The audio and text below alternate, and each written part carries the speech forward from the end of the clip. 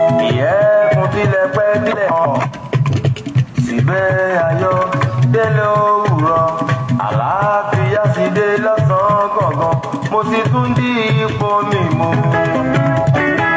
ìyọ̀lá ọkọ̀ ní fún ọ agbára àti pàjẹ́ tirẹ̀ ẹgbẹ̀rún àwọn tó yọ àwòlẹ̀ àjùmọ̀bá rẹ̀. báyìí lolúwa mi gbọ́ igbe mi kò sí ìṣọ̀ká lú mi dìjọ kò bọ́ aṣọ bọ́ kúrò lọ́rùn mi ó bá múlé ayọ̀ dì mí. ìyọ̀lá ọkọ̀ ní fún ọ agbára àti pàjẹ́ tirẹ̀ agbára ẹgbẹ̀rún àwọn tó yọ àwòlẹ̀ àjùmọ̀bá rẹ̀.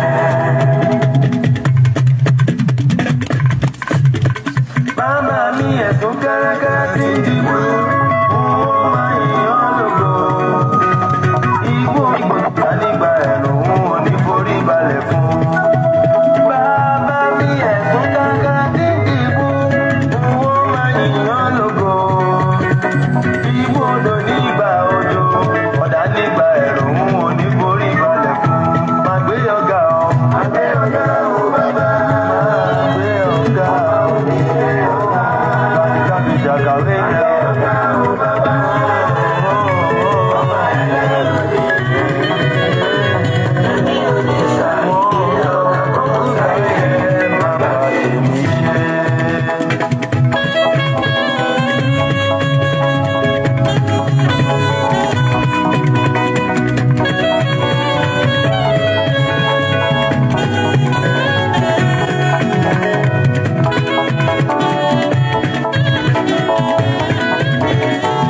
Bàbá ti bá mi sọ̀rọ̀, ó bá mi sọ̀rọ̀.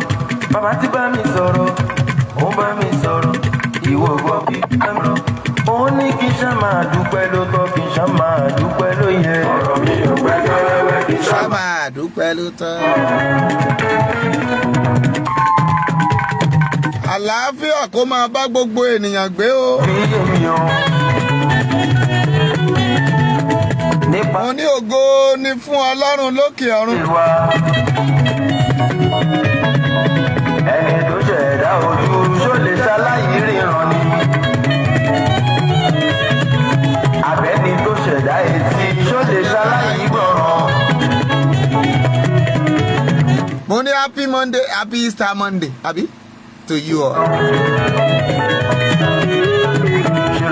Mo ní sẹ́ẹ̀ ti lọ Gálílì. Nínú iná yìí lè. Sẹ́ẹ̀ ti lọ pàdé Jésù. Ọ̀rẹ́ mi ò bá rántí Bọ́lá ti sílá nínú ojú. Wọ́n kọrin ìsọ Ọlọ́run ọba ìdè wọ́n sì dá o. Mo bọ̀ mo jẹ́rìí ẹ̀ o ti sáré ṣe ẹ̀ God bless you. Fún ẹnu yẹn. Ohunkóhun tó bá ti ṣẹlẹ̀ sí mi mo mọ̀ pé bá ṣe kọ́ mọ́ mi nìyẹn.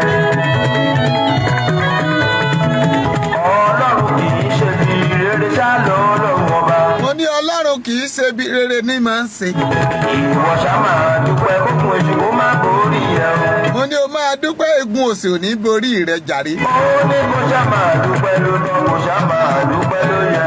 Ọ̀bí òpẹ́jọ́ rẹ̀ ní ṣá máa dúpẹ́ ló tọ́. Ó ní kó ṣá máa dúpẹ́ ló tọ́, kó ṣá máa dúpẹ́ ló yẹ. Ọ̀bí òpẹ́jọ́ rẹ̀ ní ṣá máa dúpẹ́. Mo ní Yorùbá lè sàláfẹ́ fi ṣe fàájì Gálílì tèní.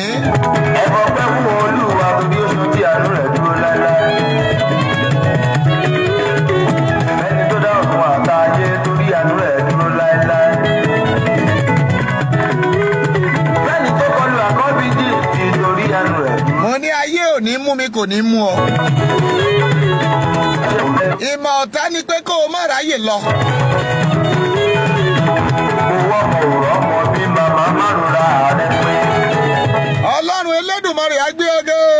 Mo wà nínú ẹ̀sán ni ká máa dúpẹ́ ló yẹ o. Mo ní mo ṣẹ̀ gbọ́wọ́ fújà sórí ètò níta ló lánàá wá. Sọ ogun ayé rẹ̀ ò níṣẹ́. Mami máa gbádùn síkì yẹn. Ibẹ̀ nínú ọpẹ́ ní ìgbéga òun bẹ̀rù. Mami so ti padìyẹ ọdún. Bí wọ́n bá gbàgbọ́ wa lójú rẹ̀. Dáàdì so ń ṣe fàájì tiẹ̀ lọ́wọ́. Ó ní kí iṣẹ́ máa dúpẹ́ ló tán, kí iṣẹ́ máa dúpẹ́ ló ẹ máa kó ọdún happy Monday àbí Monday Easter àbí Easter Monday. Sáàmù ètò bá correct inú ẹ̀. Pátápátá ọ̀la wọlé gbèdé owó. Ọba tó dá mi sí kì í. Mo ní káàbọ̀ sórí ètò yìí lórí rédíò ọmọ ọba Bíọ́dún. Ọ̀pẹ̀wò èèyàn káàkiri ọkọ̀ máa sí ìlú. Ọlákẹ́ Ògúnrìndé ẹ mà káàsán o. Mi ò rú mọ ohun tí mo fẹ́ dé láyé mi. Àtorí pé o ṣí ọ̀rọ̀ yẹn lórúkọ Jésù ìpín àti ẹ̀pín rẹ ò ní gbàbọ̀. Ọ̀la ló bàbá lè dé. Ẹni bá ní okú ni ó kú. Ẹ ń bá fi ọrẹ lọ́lọ́run ó fi ré o. Torí pé o ṣí ẹ̀yẹn ní 21 times ayé rẹ máa tẹ̀síwájú. Ẹni bá láyé rẹ ò ní nítumọ̀ ilẹ̀ alánú gbé wọn rìn. Kò ṣe ìwọ lọ́rùn mi, ayé mi ò rí bí ọ̀tá ti fẹ́ kórí o. Kò ṣe ọlọ́run mi. Erelu Asa, God bless you, love you sister. Ọ̀tá ti fẹ́ kórí. Kò ṣe ìwọ lọ́rùn mi, ayé Olúbùnmi mọ̀gàn kí eyín ẹ̀ mà káàsán. mi fẹ́ kórí. Kò ṣe ọlọ́run mi, ayé mi ò rí bí ọ̀tá ti fẹ́ kórí. Ọba Dáfídì ó ní ẹgbẹ́ kò tilẹ̀ rí o lọ sí lébélí olóhùn olórí burúkú ilẹ̀ wa lérò bá wípé ọba gbé débẹ̀ kí olórí ilẹ̀ wa wípé kó gbọ́dọ̀ mú lọ. Ó wá gbà kò tilẹ̀ rí ó wá di lébélí olóhùn àárín oṣù mẹ́ta péré bébí odò mòdó lọ́lá odò lọ́rọ̀ ó ní ara lérò ọ̀rọ̀ mi ẹ bá mi sì fún ní kú ọrẹ báyé ṣe fẹ́ kórí bẹ́ẹ̀ mà kọ́ lórí fún mi. Ẹ oníṣẹ́ ìyanu bàbá mímọ́ oníṣẹ́ ìyanu. Ó ní máa fẹsẹ̀ rájọ́ máa tẹ láìkì máa tẹ láàfù yẹn ọmọ ọba náà ni. Ayé mi ò rí bí ọ̀tá ti fẹ́. Ọba mímọ́ ìrúnṣẹ́. Ọlọ́run mi, ayé mi ò rí bí ọ̀tá ti fẹ́ kórí. Bí ọ̀tá fẹ́ bí ọ̀tá kọ̀ ilẹ̀ Yorùbá yóò dúró. Pé ìjẹba nílé kí n máa wọ́bẹ̀ kiri. Àwọn ti kó náà nìyẹn o. Kiri kìjẹjẹ ìlé. Àwọn ti Island nìyẹn. Ẹni oṣooṣù bí wọn ló gbé mi ilé ìgbé o. Ta ló lè pa láyé ẹni tọ́lọ́run mi ò pa? Tàbí ta ló lè fi bú ẹni tọ́lọ́run ò fi bú? Wàhálà dé bá àwọn ọ̀tá rẹ̀ lẹ́nu. Ayé mi ò rí bí ọ̀tá ti fẹ́. Mọ́nà ti ń lọ tọ́lẹ̀tì wọ́n ti ń yàgbẹ́.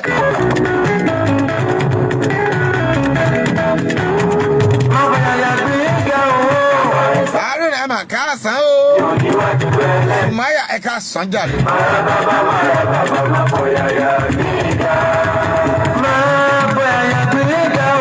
Ṣé ìwọ ti ń fọ yàyà gbé Ọlọ́run ga? Mo ní sí kì í tèmi dà. Bùsí tí kì í tèmi dà.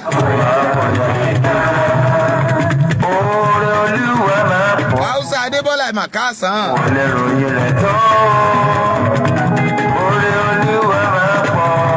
Bùsí Táyọ̀ fẹ́ wò mí sálẹ̀ǹtì tẹ́lẹ̀ ní kò mọ̀ pé mo ti gẹ̀ẹ́tì o. Wọ́n kúkú máa rẹ̀rìn láti ibi wọ̀n ó bẹ́ mi. Wọ́n kúkú Ìyàwó mi àkọ́kọ́ lórí social media ni Bùsí Táyọ̀, God bless you. ó bẹ́ mi. Ìgbà tí ikú yí mi ká, ìgbà òtútù mú mi. Nígbà tí Má dá àwọn ọ̀tá lóhùn jàre wọn ò lè yà wá, wọ́n ti so wá pọ̀ látọ̀hún. ìgbà tí ikú yí mi ká. Bí Bùsí ò tiẹ̀ wá ṣe ráìsì àti chicken fún mi, ó jókòó sílùú òyìnbó lọ́hùn, God bless you. Létí mi ṣàkólọ, Olúwa ló kó mi yọ. Hausa Adébọ́lá, God bless you. Níwájú ọ̀tá mi mo ti borí ayé. Orí mi ti bẹ́sẹ̀ mi sọ̀rọ̀, ẹsẹ̀ mi ti rìnà kọ́lé, mo ti bọ́ lọ́wọ́ ayé. Mo ní mo ti bá a lẹ́wọ̀ ààyè ṣóhun yẹn fún ẹ. Ti bọ́ lọ́wọ́ ayé. Mo ní Mrs. Bukki Òtúyẹmí náà wà níbí. Mo dàgbà gan níwájú ọ̀tá mi mo ti. Ìyá Precious ni o. Orí mi ti bẹ́sẹ̀ mi sọ̀rọ̀, ẹsẹ̀ mi ti rìnà Wọ́n wá kí wa lọ́fíìsì lẹ́nu. lọ́wọ́ ayé.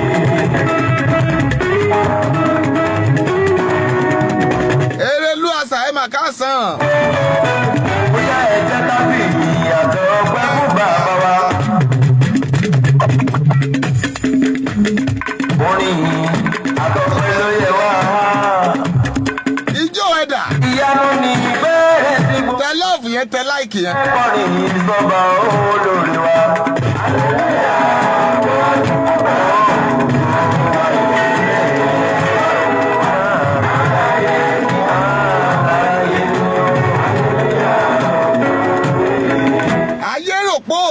dìde ṣùgbọ́n Elédùmarè ti gbé ọ dìde. àwọn tí kú ti pa. ìwọ ló fọwọ́ mọ wá di oní. wọ́n ló ṣọ́wà. mo ní ojíjó Easter. fọ ewu. àǹtí Esther ó mà pọ́ ọdún jọjọ́ òbí rẹ̀ lẹ́sítà ni. hallelujah ògbóni. Olúwakẹ́mi Abọ́sẹ̀dé ẹ̀ mà káàsán o.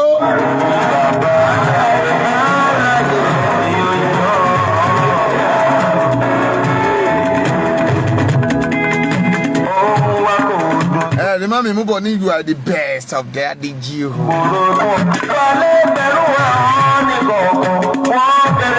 ẹ súnmọ́ bí ẹ jẹ́ ká ṣe fàájì Monday Easter àbí kí la ń pè é Easter Monday. ẹ jẹ́ jọ pàdé Jésù ní Gálílì lẹ́ni lórí ìkànnì yìí náà.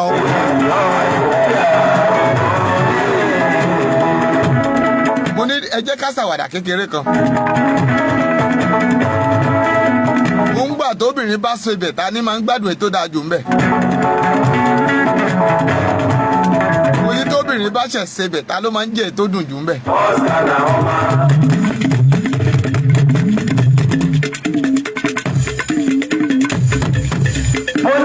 Erelu dáhùn question yẹn. mo nínú ọbẹ̀ tí ẹ sè yẹn ta ló máa ń ṣe dáàdì ló máa ń jẹ́ ètò jù ń bẹ̀ àbẹ́yìn ọ̀yà ìsọ.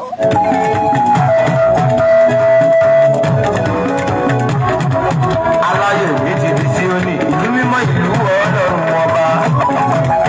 àti forúkọ tuntun. mami mi Rachel Òjó ẹ mà káàsán mighty nkọ́mbẹ̀. àfọwágbé ìtẹ̀bí ní ìyàwó. small baby mi kun ìní ńkọ́ o.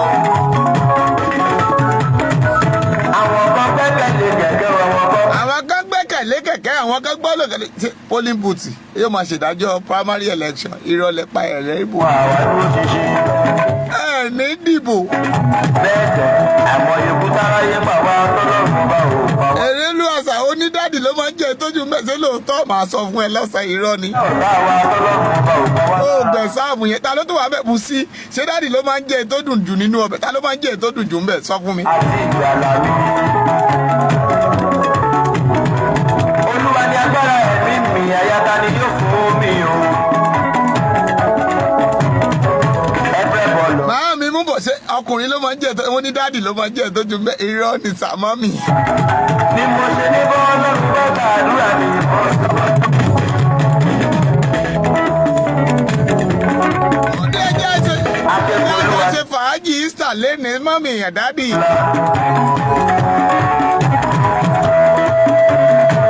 ẹgbẹ̀rún ṣubú ní ẹgbẹ̀mí ẹgbẹ̀rún ní apá ọ̀tún mi. mo jẹ́rìí ẹ̀jà rẹ̀ Bùsárẹ́ Tayọ̀ máa sọ tó ń tiẹ̀ lórúkọ Jésù ò ní sọnù wọn ní mọ́mì ní jàre. ọ̀tá mi. ojúmọ́ òjúmọ́ ọjọ́ màmá yọ. lẹ́yìn ìbéèrè yìí another me is coming. àbàlà. mo ní another me is coming àbí coming ẹ̀wọ́ ètò kù sí. olùdarí ọba ní darí àbẹ̀bẹ̀ wá darí ayọ̀ sọ́dọ̀ mi ọ̀hún bàbá. máa tẹ lọ́fẹ̀ẹ́ máa tẹ láìkè. alánú ni kò má. bó o bá ń gbádùn ọmọ Gálílì ẹ̀ mọ̀ pé a máa ń ṣe fàájì ńbẹ̀ ni. ìbànújẹ́ ti tán nítorí pé Jésù ti jí dìde. máa bọ̀ wá o. kò sáàwẹ̀ mọ́ àwẹ̀ ti parí 40 ọjọ́ ti lọ ó yẹ ká ṣe fàájì. bàbá àdúrà mi. a máa ń ta lúdò a máa ń ta graft a máa ń gbá table tennis a máa ń gbá snooker ńbẹ̀. ẹ dákun ẹ má ta tẹ́tẹ́ ní Gálílì o. Olúwa máa ṣọ́ mi. máa bọ̀ ń Gálílì rẹ rèé wá gbọ́ ọmọ ọba mo ní kó máa bọ̀ ń Gálílì ẹ bá mi ṣe ẹ̀fẹ́ ni tó olólùfẹ́ rẹ kó wá gbọ́ ọmọ ọba lọ́sàn-án yìí. Ìwọ Olúwa máa ṣọ́ mi ọmọ bá mi. bá tiẹ̀ máa sọ̀rọ̀ bọ̀dá Buhari àti Tinubu ní tó pa wọ́n pọ̀ a máa tu lọ́sàn-án yìí. Màmá ṣe ń tí ṣe YouTube lọ́sàn-án yìí kẹ́ ẹ máa bọ̀ lórí ọmọ ọba Bíọ́dún ní lórí Grace Chapel lórí Facebook. ó yọ nẹ́tíwọ̀kì ní òdá lórí YouTube àtẹ̀rí tó kàtẹ̀ ń ṣe rádaràda. Timothy wẹ́mà káàsán. Olúwa máa ṣọ́ mi o. ó ní obìnrin ní máa ń gbádùn ọbẹ̀ tó dùn jù. ńgbà bá wà ń kísì wọ́n fi tìǹkó sí wọ́n fi ẹran àgémáwọ́ pàlà. ńgbà bá kọ́kọ́ tẹ̀bà kékeré kan Àwọn tó gbẹ́kẹ̀lé ní Yorùbá. wọ́n á wá bu díẹ̀ sínú abọ́. Wọ́n á wá wọ ẹran tó lọ́ra tó níṣan tó sì láwọ lẹ́yìn. Àwọn tó gbẹ́kẹ̀ lọ́lọ́run. Wọ́n á wá bu díẹ̀ sẹ́gbẹ̀ẹ́. Wọ́n dàbí ìlókun tí a. Wọ́n á lò yẹn ní fẹ́rẹ́fẹ́ nínú kíṣìn. Wọ́n fi ń tẹ̀sí ọbẹ̀ ẹ̀ wò ni. Dáàdì sì wà ń bí iṣẹ́ gbà náà. Ọmọ àpẹtọ́ wáyé pápá síkì nígbà Easter. Wọ́n á wá bí iwo rẹ̀ àbí ibi tó dùn dáadáa. Ààbà méjì ló ó gbẹ́kẹ̀ lọ. Wọ́n á fi tẹ̀sí ọbẹ̀. Ńgbà dáàdì bá lọ kọ́ ọ̀rẹ́ wọn tí wọn ò tètè délé. Wọ́n sì ń wé ti dáàdì kí dáàdì òde kánjọ jẹun pọ̀. Wọ́n á ti jẹ òkèlè méjì díẹ̀ mẹ́.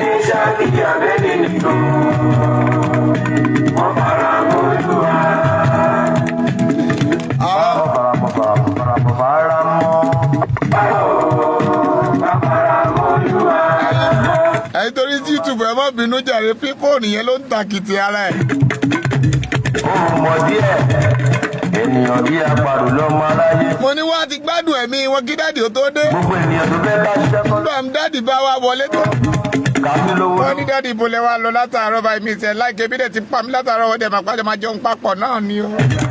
Àwọn fẹ́lẹ́ burúkú tí a rí kú. Ẹ mọ̀ pé mo ti ń dúró dè yín látàárọ̀. Ẹ̀kú lílọ gbà wá ilé láti. Dáàdì náà wá ní I'm so sorry my dear. Bí mo ṣe ní You know I love you.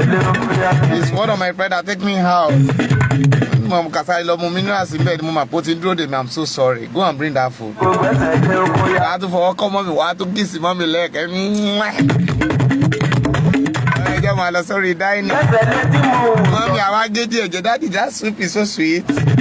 Are you enjoying that soup? Mommy, Erelu, ṣé kìí ṣe báyìí náà ṣe ń sọ fún Daddy nìyẹn?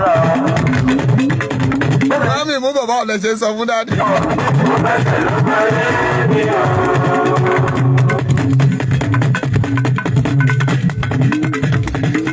Daddy náà wá fìtì juice. This is best food. Do you think I'm the one that tastes this food?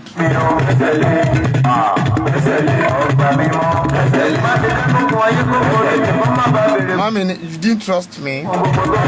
Ṣé yóò pọ̀ jù? Ṣé ìwọ náà taste ọbẹ̀ yẹn? Mo kà taste ẹ̀ díẹ̀. But you didn't know that mommy have eaten a lot of that. Ṣé bẹ́ẹ̀ ni? Ìtọ́mọ mẹ́mi obìnrin ó gùn nìyẹn. Wọ́n ti jẹ àlàáfíà ọbẹ̀ tán. Wọ́n ní dáàdì ìgbín rèé. Dáàdì panlá rèé. Wọ́n dẹ̀ ti jẹ ìtọ́pọ̀ jù ń bẹ̀. When you like that time, ẹni ìdáni tẹ́lẹ̀ ọ̀fìn yẹn jàre. Èmi ọmọ ọba náà ni àpè méjì. Wọ́n la máa láìkẹ́ máa lọ́ọ̀fù ẹ̀ jàre. Nígbà tó bá yá Ọlọ́run ìyanu yóò ṣẹlẹ̀ nínú ayé rẹ̀. Mú bọ̀ Yadi, you are so funny. God bless you, my sister. Ṣé rí àánú Ọlọ́run ni? Lénìí, àjọ máa gbádùn ara wa bí òyìnbó sì gbádùn sìgá. Ó ní a máa gbádùn ètò yìí bí òyìnbó ṣe ń gbádùn sìgá. Ok, ẹ jẹ́ a máa lọ sí ká lọ gbọ́ arábìnrin. Ìyá ta wọlé ẹ má fọmọ. Mo lè máa gbádùn mi ká tó wọnú ọ̀rọ̀ Tinubu lọ. Ẹni tó bímọ ló yẹ kó wọmọ. Ẹni tó bá bímọ ló yẹ kó wọmọ. Ìbéèrè kejì rèé. Bámi náwó mi ó yẹ kó dénú ọlọ́mọ. Mo ní tá a bá ná màá mi ò mà dénú ọlọ́mọ. Ṣùgbọ́n ìgbà ojú ni wọ́n ọmọ Mo ní mo fẹ́ bèrè ìbéèrè ẹlẹ́ẹ̀kejì. tọ́ta ọmọ tàtọ́ akẹ́ṣọ́ta níta ọmọ nìgbẹ̀yìn ọmọ lọ. Ṣé ó ti yá ṣé o ti rẹ́dì àti dáhùn? Ọmọ ní ọmọlàdé ọmọlẹ́wà ọmọ. Tí n bá ti réyàn mẹ́ta tó ti sọ pé ó ti yá jẹ́ máa lọ sínú àdúrà. Mami ẹ̀yin tẹ́ wà lórí YouTube ẹ máa bọ̀ lórí Facebook. YouTube ń ṣe rádaràda lẹ́nu. Ìgboyà àtàdúrà yóò gbà yóò dá. Ìyá ta wálẹ̀. Ẹ̀yin torí YouTube ó yẹ pé ẹ̀ ní rí life wò lé mi. Wálẹ̀.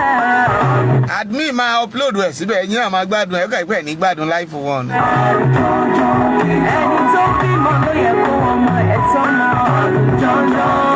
Torí mi màá kan tí ń ṣe rí YouTube lẹ́nu ó kà ń ṣe rádaràda ni. Bóyá nẹ́tíwọ̀kì yẹn ni ò sì dá. mo sáà mọ̀ pé wọn kì í flag ibẹ̀. ok Erelu Asadi náà wọ́n ti rẹ́dì.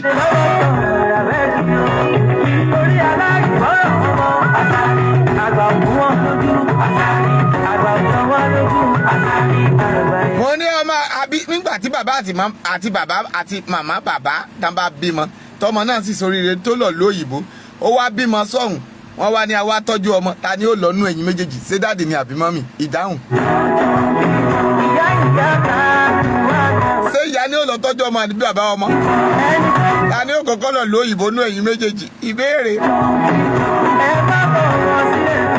ok ńgbà tó Erelu Asa bá bímọ sílùú òyìnbó ṣé dáàdì rẹ ni ó wá tọ́jú ọmọ àbí mọ́mì ta ni ó kọ́kọ́ lọ lóyìnbó. ta ló sanwó iléèwé ọmọ ta ní tọ́jú ọmọ. Bùsáyọ̀ mọ́mì ni o jẹ́sí mọ́mì ní lóòótọ́ mi ìgbà. ó mọ̀ pé Bùsáyọ̀ Táyọ̀ máa ń sòótọ́ ọ̀rọ̀. ta ló sanwó yunifásitì ó bọ̀ ní mọ̀mọ́ ni ṣé lóòótọ́. dádì ló ṣe ọlọ́run ìbéèrè kẹta ń bọ̀ o.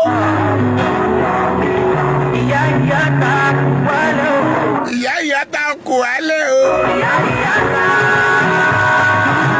má sòótọ́ mú bọ̀ àṣà Erelu Asa ó jẹ́ sòótọ́ wọ́n ní àwa méjèèjì ní it is possible like that. mú bọ̀ dádì ni ó lọ tọ́jú ọmọ àbí ṣé lóòótọ́ ẹlòmíì ẹ dá sí náà.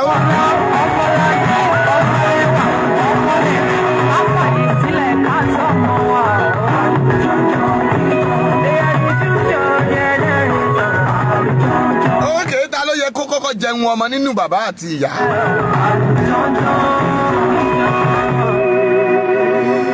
hallelujah wọ́n ní tọ́mọ bá bímọ ń lo òyìnbó ọmọ rẹ obìnrin bímọ ọmọ ní òkè o ta ni ó wàá dúró tọmọ ó wá ní dádì ni ṣé dádì ni ó wàá lọ máa gbé pampasì. ọlọ́run kó ṣàánú wa ń bẹ̀ hallelujah mo ní ọlọ́run ó ṣàánú wa ẹja gbọ́ àròjinlẹ̀ jà. mo rẹ́gbẹ́ mi. bẹ́ẹ̀ ni. kú jẹun lórí ta. mo mà rẹ́gbẹ́ mi tó jẹun lórí ta mọ́mì ìyá rẹ́gbẹ́ mi. jẹ́ ń béèrè béèrè yìí ká tó máa lọ sínú àròjinlẹ̀. bẹ́ẹ̀ ni ìyá ni dádì ò sẹ́ lọ́hùn. ènìyàn ó bàbá. èmi á máa sọ̀rọ̀ kan jáde. àìkà ìmọye ẹgbẹ́ mi. bá a bá rí ẹni tó fẹ́ kọrin á ní ìyá ni ìyá mi my mother. ṣùgbọ́n àòrórin tá a kọ fún bàbá. ní gbogbo àwọn tó ń kọrin lẹ́nìí ìyá ni gbogbo wọn ń kì. ni mo wá dúpẹ́ fún. ẹ dákun ìwọ rántí orin tó máa ń kọ fún dádì. mọ́ mi lọ́wọ́. dábàá ni mami o wà pẹ́ láyé. èmi ò ṣe. mami o wà pẹ́ láyé. gbọ́ díẹ̀ nínú tó aláwọ̀ lè sọ. mo ro àròjinlẹ̀. mo ní obìnrin àkọ́kọ́ tó bá mọ orin tó máa ń kọ fún dádì. ibi àánú báyé mi dé o. àròjinlẹ̀ ni mo rò.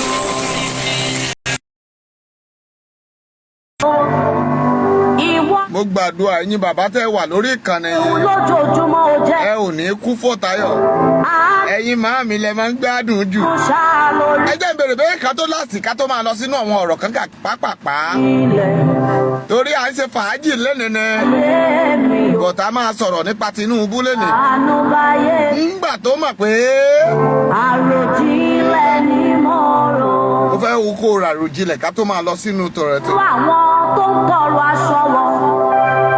ìgbà kan rí ìbéèrè kan ń bọ̀ lọ́kàn mi. àjọ ń fúnra wa. nígbà tá a bá gbé bàbá relé. tó ń bẹ̀bẹ̀ kó tó di pé a dá. àwọn mọ́mì ni ó padà wá jẹun ọmọ. ẹ wo bí a. ẹ̀yin ayé abiyamọ ẹ lóòótọ́ ẹ máa ń jìyà lórí ọmọ púpọ̀. ẹ wo bí àánú mú wa lọ́wọ́. ìrìn àjò oṣù mẹ́sàn-án kò ṣe kéré mù. kẹ́ ẹ tó sọ pé ẹ̀yin mi o. ètò alágbára gùn. látòrí fẹjílítì lobìnrin ti ń jìyà bọ̀. òkè tálá. ńgbà àkọ́kọ́ rẹ̀ lákọ̀ọ́kọ́ kókó tó mọ ọkùnrin. lòun bí ẹlẹ. mọ́mì bí ogun báyìí náà ni. kúnlé ní ọmọ rẹ̀ gùn. mo gbọ́ bàtú ṣe é tán. ayọ̀ wá dúpẹ́. àwọn ẹlòmíì mi bẹ́ẹ̀ káwọ́kè ká sọ pé látòrí menstruation period wọn. ẹlòmíì a máa lọ́nú mọ́lẹ̀ bí ẹni jẹ́ ká pè ní family ọ̀tá. ẹ jẹ́ máa lọ sínú ọ̀rọ̀ Tinubu. God bless you all women in this program.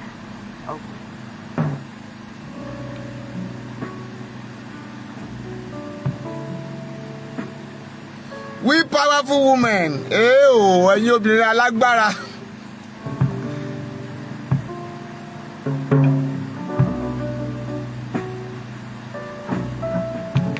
Special tribute to mothers worldwide. Àwọn obìnrin like ara wọn, wọ́n sáré ń gbé title jáde o.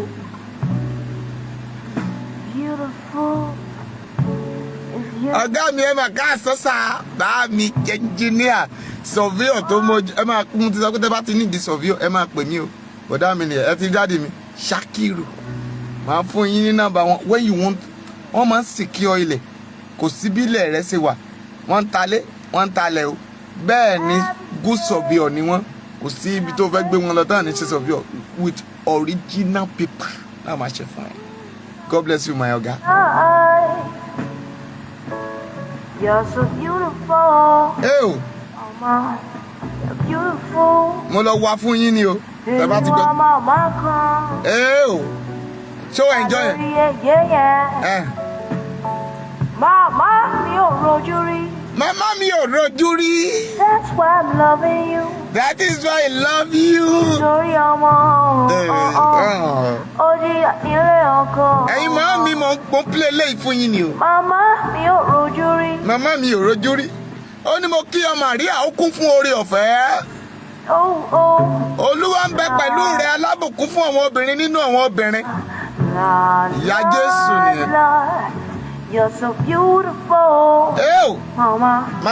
You're so beautiful. La la la la la la. Ògúngbè Esther Olúwafúnkẹ́ ẹ̀ka sàn o. Ẹ̀yin mọ́mì ẹ̀yin lẹni Gálílì ni. Torí ẹ̀yin lẹ kọ́kọ́ rí Jésù o. Ṣé kíra fún màmá? Ẹ bá mi kíra fún màmá. Òrìṣà bí ìyá o. Sórí ìyá bí ìyá wà láyé ni. Ìlà ẹ bá mi kíra fún màmá. Òrìṣà bí ìyá o. Kò sí láyé o. La la la la la la la. Tẹ́ bá ń wo Yorùbá Nation dáadáa, ẹ rí i pé àwọn obìnrin náà pọ̀ jù ń bẹ̀. La la la la la la la. Oh, you're beautiful, mama. Beautiful. God bless you, Orelu.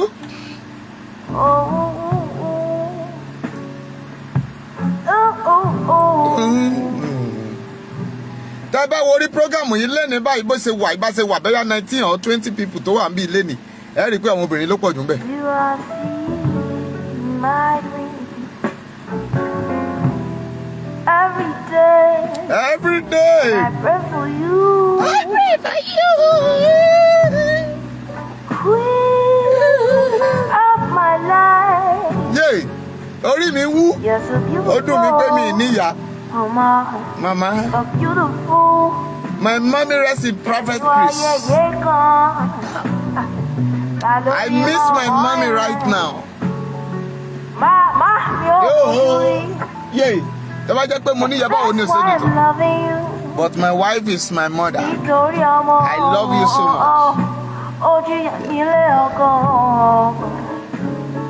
Mama, mi ò rojú rí. And that's why I'm loving you. Ẹ̀yin máa mi tẹ́ ń jẹ̀yà tí bọ́kùnrin kó búlòbó tí wọ́n gbà dán lù.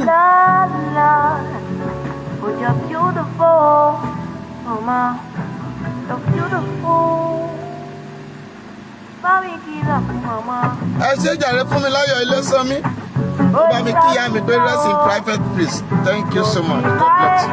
Ẹ bá mi kìlọ̀ fún Mama mi. Òrìṣà bí ìjà o. Olúbùnmi Abíọ́nà, thank you. Láyé o. La la la la la la la.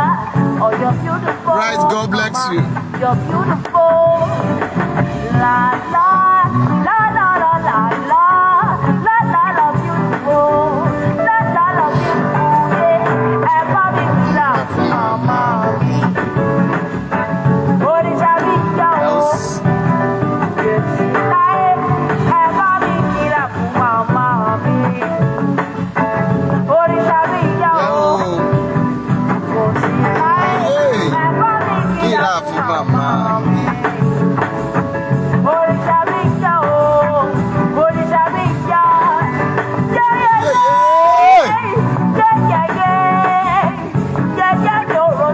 And that's why I'm loving you. Ṣé ti ìrora oṣù mẹ́sàn-án tí ìyá mi gbé mi sínú? Yeah, yeah, yeah.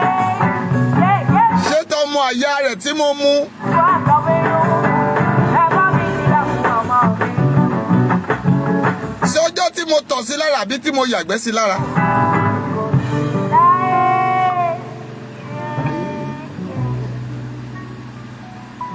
God bless my mommy.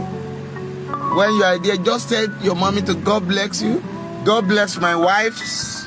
God bless my mom. God bless my daughter. Àwọn ọmọ mi obìnrin, Ọlọ́run kó bùkún fún wọn. It is well with you. God bless you. I appreciate you all. I appreciate you all, my mom.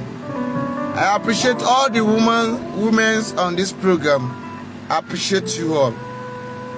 Happy Easter Monday to you. May God bless you. Kí Olúwa kí ó bùkún ẹ̀mí yín, kí ẹ gbé ní ayé tí ó gùn. Bẹ́ẹ̀ ni kí Olúwa kí ó wí.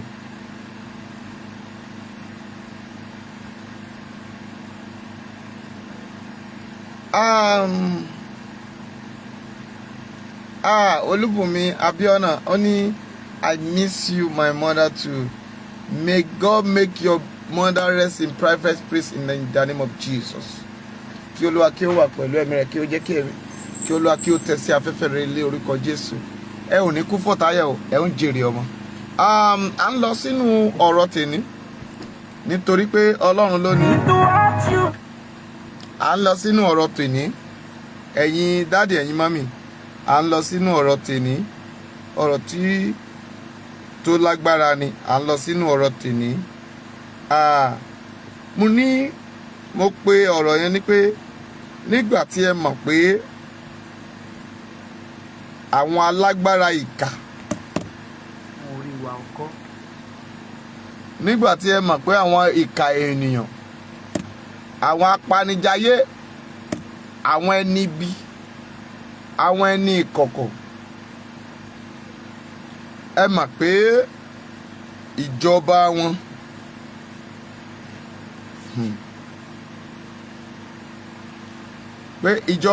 o pé ó kùnà, pé kò sí nǹkan kan nínú ìjọba wọn, ṣùgbọ́n ẹ sọ fún wa wípé àwọn ni ká dìbò fún, àwọn ni ká pè ní ká máa tẹ̀lé, àwọn ni wọ́n yẹ lóyè. Ṣùgbọ́n kí ló mú yín tẹ́ fi sọ wípé ìbéèrè ni o, kí ló mú yín tẹ́ fi sọ pé a ò yẹ lóyè?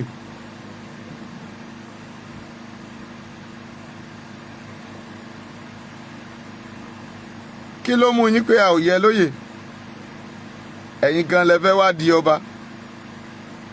Ìrọ̀ ń gbérọ̀ pọ̀, eégún aláré, mo ní ọ̀bọ ń gbọ́bọ̀ pọ̀n, eégún aláré.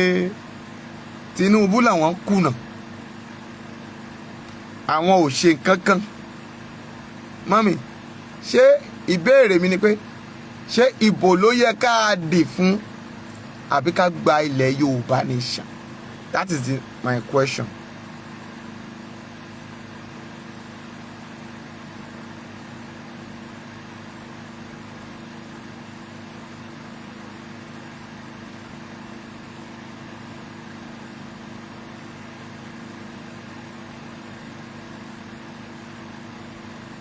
Àbí ṣé ìbò ló yẹ ká dì fún àbí ilẹ̀ Yorùbá la fẹ́ tẹ̀lé? Bá mi ṣe ọ̀rọ̀ yìí o, torí mo fẹ́ wọ ibì kan tó ní agbára lénìí. Mo sì fẹ́ jẹ́ kí gbogbo ènìyàn kájọ rìnrìn àjò tó dára, kájọ rìn àbí? Ẹ ti mọ̀ pé tí mo bá ti dé, tọmọ bá ti dé, mo máa ń dìpò ọ̀rọ̀ mi tó máa ń ní kọ̀ǹgùn kan nínú, ṣùgbọ́n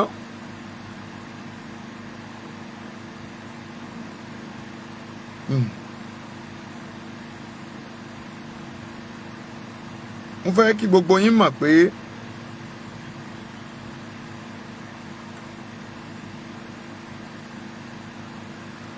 ọ̀rọ̀ tí ènìyàn kò bá gbọ́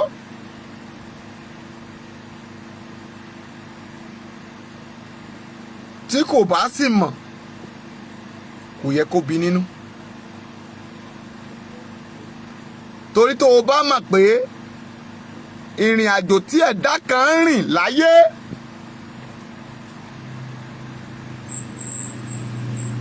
bí ò bá ti wun ẹ̀dá àtàwọn tẹ́ ẹ jọ ń rìn má mà parọ́ fún yàn torí pé yóò padà wá lẹ́yìn. Ṣùgbọ́n aṣebi máa ń rò pé kò sọ́la. Ìkà ènìyàn máa ń gbàgbé àti sùn rẹ̀. Ẹni ò pètòpètò kó pọ́wọ́ rẹ̀ délẹ̀ tó tún rò pé n tó ń ṣe yẹn òun gan-an lọ́nà.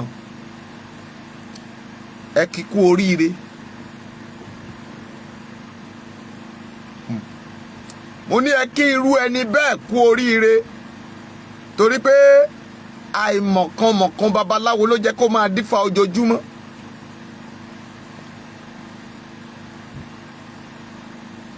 Torí pé yóò lẹ́yìn kò ní ṣàì lẹ́yìn o yóò lẹ́yìn dandan ó di dandan kó lẹ́yìn. Ibi tá a jọ ń lọ ibi tá a jọ ń gbà ibi tá a jọ ń hùwà sí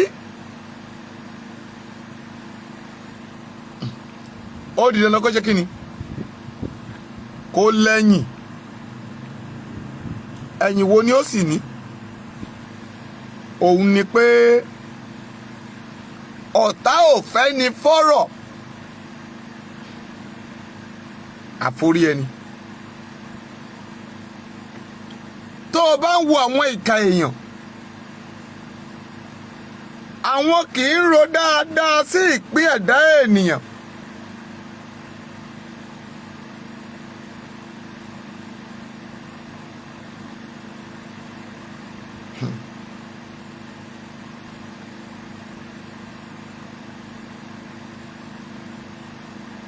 Ó ń bọ̀ o.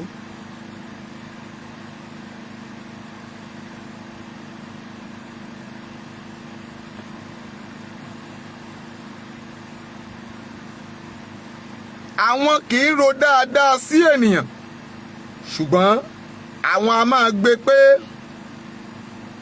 gbogbo ohun tí ẹ̀dá bá ti ń ṣe àwọn rò pé ó dáa lójú ọmọ ẹ̀dá ènìyàn ni. But tẹ́ ẹ bá wá ń gbọ́ tó bá yá ẹ mọ̀ pé Bola Tinubu for president. ẹ máa gbọ́. Come on, oya. People dey. Rádaràdá mo sì mẹ́yọ ẹ bọ̀ lápò ni o ẹ máa gbọ́ Sanwó-Olú. For your orderliness, for trooping out here in large number from the entire southwest of our country to do the official endorsement of Asiwaju Bola Tinubu. I want to assure you that this is the man that will ensure that the youth stands beside him, that the youth have a place in his government. Lórí irọ́. Forgotten. Mo fẹ́ dúpẹ́ lọ́wọ́ gbogbo yín o. Ẹgbẹ́. Ó sùúrù. Pé ẹ jáde. Ńgbà tẹ́ ẹ pa ọ̀dọ́ tán. Lọ́sàn-án yìí. Tẹ́ ẹ pa ọ̀dọ́ ní Lẹ́kí. Láti dúró ti lídà wa Bola Tinubu. Orí ẹ dàrú. The ban of our time. Orí ẹ bàjẹ́. Ẹ̀dín dandan pé ìgbésẹ̀ tẹ́ gbé yìí. Ó máa yọrí sí rere àbí bẹ́ẹ̀ kọ́. Irọ́ ni. Ó máa yọrí sí rere. Irọ́ ló pa. Ó máa yọrí sí rere. Irọ́ ló pa. I know say una don call come now, Breaking good news. things will begin to happen Kẹ́ máa pa wá lọ́mọ. with yourselves and ourselves. Kẹ́ máa jí wa gbé. Get there, inshallah. He will get there. Orí ẹ burú ni. There, inshallah. Thank you very, very much. All of the endorsements that have been done this afternoon, we thank you. We want to assure you that we'll continue to identify you as important stakeholder. Work is not finished yet. We still have a lot of work to do. Mọ́tò ló máa gbé ẹ̀mí. Delegates among you, we must ensure that you come out to vote at the delegate election, at the primary for our party. Make sure that you do everything to come to the ground and cast your vote. Yorùbá nation ṣe rí pé ẹni ṣẹ́ láti ṣe. Here, by the grace of Almighty, we all journey together to Abuja. Inshallah. Ẹ kówó flight ilẹ̀, irọ́ onírọ́ olè. Olè! Thank you very much. Great youths. I say, God, you thank you very much. Tí ẹ̀yin yúùtù ẹ̀ bá ya wèrè, tẹ́ ẹ̀ jẹ́ dìdìrìn, wọ́n pa yín ní Lẹ́kí, wọ́n pa yín ní tógèètì. Ẹsẹ̀ wá sọ pé ń jáde pẹ̀lú Tinubu, ẹ lajú yín báyìí. I'm a rare privilege. Let us give Asiwaju Bola Tinubu, the Jagaban of Africa, with a reserve. Jagaba of Africa, mọ́tò ló máa pa ẹ́ pẹ̀lú ọ̀rọ̀ tó sọ yẹn. Àtijọ́ ẹ jẹ́ kí Asiwaju kó máa bọ̀ kí máa rí àtẹ́wọ́ yìí, kí máa rí àtẹ́wọ́ yìí, kí máa rí àtẹ́wọ́ yìí àti ariwo, kí rí àtẹ́wọ́ yìí àti ariwo. Mọ́tò ló máa pa yín àtẹ́wọ́ wo? Wọn ò rátẹ́wọ́ kankan. Asiwaju iṣẹ́. Ọ̀yẹ̀jẹ̀ ẹgbọ́n tí wèrè sọ, ẹgbọ́n tí wèrè sọ. Of the greatest Nigerian youth.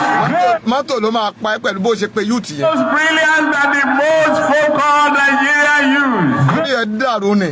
The developing Nigerian youth. Mọ́tò ló máa gbé ẹ̀mí. The successful Nigerian youth. Great of the great of Ẹgbọ́n tí dìdìrín ń wí. God bless you. Mami máa tẹ lọ́ọ̀fù tẹ láìkì o. Had a very fantastic introduction. President. One of the brightest, committed and focused youths. Ẹ bá wo wèrè tó ń sọ̀rọ̀. Aláìsàn tó fẹ́ gbá láìsàn. Babajide Olúṣọlá Sanwó-Olú.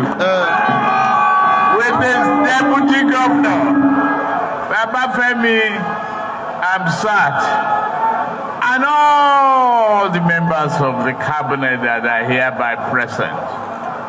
The organizers of today's youth rally.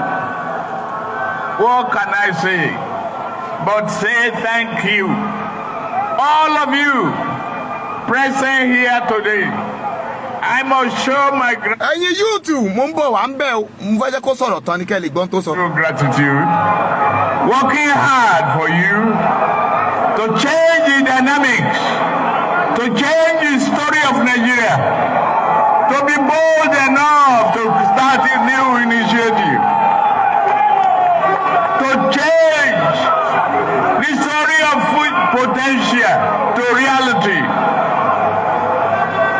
to imagine that we are one of the brilliant, most resourceful, most committed individual in this country. We are youths. You are. I'm here, not for me alone, for you and for tomorrow that you represent. You have represented us well. Yes, we feel your angers when you are angry. I don't blame you. I don't blame you. The promises of the past have failed. Ṣé ẹ ti gbọ́? Àbẹ́ ẹ̀ tí ì gbọ́? Mò ń bọ̀ ń bẹ̀. That you build the future from the onset, from the kindergarten to high school to university. All of that need a serious reform.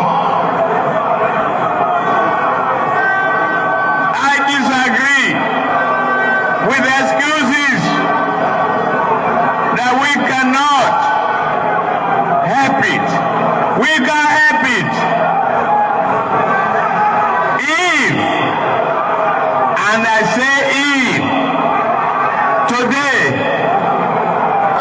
má gbàgbé o ẹni tó lè disagree pé òun ò help but kò lè kówó fún wa ń bí ó ń kó mi 50 million fàúsá ó ń bọ̀ ń bẹ̀ máa note ẹ̀ down. How did they do it that we cannot? All you need is courage and determination, perseverance. If the YouTube alone had 2.9 billion people following it, including you all standing here, then Nigeria can excel, can do it. You must develop the can-do attitude. You must have the grit and determination that this country is yours and you want to change the story. You must change the story. You must change the story of potential. You must change the story of banditry. You must change the story of tribalism. Poverty has no tribal mark. We, as a nation, we can feed ourselves. Anybody says we cannot, he may get out. It's full of it. We can definitely feed ourselves by being creative, visionary, and committed. Do you know how many of you tweeting on the WhatsApp right now? The world will host a database of 1.6 billion on WhatsApp alone. Orí ẹ burú ni oṣòwò rẹ la fi ń ṣe àbí wọ́n ló fún wa lórí WhatsApp. Ayé ẹ máa bàjẹ́. We started disconnecting for NIPP. Our phone numbers. It's not it. Let us. Battery yẹn ti ń lò. We cannot continue the lamentation of the past. Ẹ change battery dáàdi yín. Now, push, you must push. Ready, you must be ready. But since we chose democracy, it's one man, one vote. One man, one vote. If you have no PVC, if you have no revalidation of that PVC, you don't know whether it has expired. Yeah, don't forget that there is expiry date or even on your cash point. So, go and revalidate the cards. Those of you who have not registered must go there. I thank the local government chairmen and the people for what they are doing. But you can't be part of 1.4 billion people on Instagram and have no card. For God's sake. You are the future. You are the reason why I'm here. Yes, I want to be president. For what? Ẹ change the battery dáàdi yín president of Lagos State. Is it for peace? I want to be president for you. You present up by yourself, God punish you. Commit yourself. Commit yourself for what? Enough of excuses. Enough of bitterness. Ṣé wọ́n ló máa sọ fún bitterness fún wa nígbà tẹ́ni kí sójà pa àwọn ọ̀dọ́ dànù ikú máa pàyà láyà ẹ̀ dànù. Get out. Be in United Nigeria of Africa. Hunger has no tribal mark. Poverty, no tribal mark. Money in the bank, no tribal mark. All we take is bold endeavor, vigorous determination, confidence, can-do attitude. We can do it. We cannot continue with excuses on NEPA failure. No. Orí ẹ burú 50 million tẹ́ bá bẹ̀rẹ̀ sí àtàwọn owó tẹ́ kó jẹ tẹ́ fi ń ṣe sólà sí gbogbo ilé lẹ́kọ̀ọ́ àti gbogbo ilẹ̀ Yorùbá ṣé kò ní ṣeé ṣe mọ́tò ló máa gbé ẹ̀mí. And if we cannot be successful, yes, you can abuse us. alẹ́ mi rẹ̀ ò lè di 2023 bí Olúwa ti ń bẹ tí ẹ̀mí rẹ̀ wà láàyè. Electricity that is undependable and then blame us again that we are lazy. No! ó máa ń bú Buhari. ibo ni wèrè wà ń gbà tí Buhari náà lé sí. Nigeria is about time. We have ó ti bú Buhari sí ìgbà tó ti gbọ́ síbà tó jáde sí orí rẹ̀ burú onígbó oníkóńkéènì. Europe with gas and we can make money long time from it. You know it. Now, I don't want to revile you as the governor, as the other youths, as the Lagosians. When I started, we used to pick dead bodies on the street. Today, Lagos is one of the cleanest, one of the most progressive states. lórí irọ́ ẹ lọ Bọ́là ẹ lọ Agége ẹ lọ Abúlé Ẹ̀gbá ẹ lọ Ṣòdì ẹ lọ wọlé lórí títì ó dọ̀tí bíi. We deserve your clap. ẹ lọ ná Mile 12 ẹ lọ ná Badagry kò ṣeé rí ó dọ̀tí bíi. ẹ ti ṣí èrè sá. You must clap for. As the future belongs to you. We, as the foundation builders of Lagos, and still building, ó lè ó kówó Èkó jẹ. you will not have been able to see it for WAEC. If not for the payment of WAEC fee by our government, you are a beneficiary. Clap for that, and you must vote. You dey craze. God go punish you. Now your money will they pay the for the WAEC. No be federal government now in the drill that one. And na me they pay my school fees for my pikin. No be UPN. Now lie you they talk, oga. For that, you can create the path for free education any university level. Now lie you talk. Now the one way take deceive us that time say na one follow the step of by waiting they call am Awolowo step. And na lie you talk. You don't follow Awolowo step. Now lie. Isolated and limited to the family of the poor. We know the poor of our state or now Yoruba now you get money pass. Now God go punish that your mouth. Make sure, Mimbo, it will not from me. Gbọ́ ẹ láíláí ìwọ náà tẹ́tí kó gbọ́n tí mò ń sọ dáadáa. Àkànbí ń gbọ́ ẹ kí wọn náà gbọ́ Àkànbí. Mi ò fẹ́ gbọ́ Àkànbí kó shut up.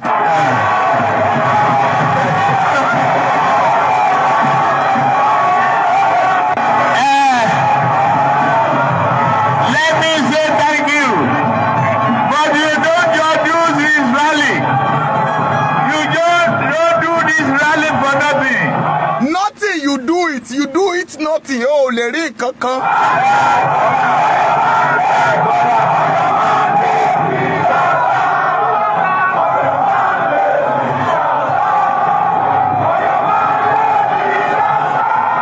Àwọn tán ti gba 2,500 náà sọ̀sọ́kúsọ lẹ́nu yìí wọ́n dẹ̀ tún gbé káàpù fake fap lé wọn lórí ṣé tẹ́gbẹ́ wọn ṣe nìyẹn wọ́n dẹ̀ kó 50 million lọ fún wọn kan wọn ò rówó pín ìyà ló máa jẹ yín pa. A united Nigeria is our dream. Yorùbá nation la fẹ́ sí ní United Nigeria. A violent free Nigeria. Nothing like Nigeria again. Nigeria has fallen. A very successful Nigeria. No be successful Nigeria again. Na only Yoruba nation na be successful. Mami the pipe. Ma ba n tell Yoruba nation bó ṣe ń gbọ́ mi. Today we are building. God bless you. God bless Nigeria.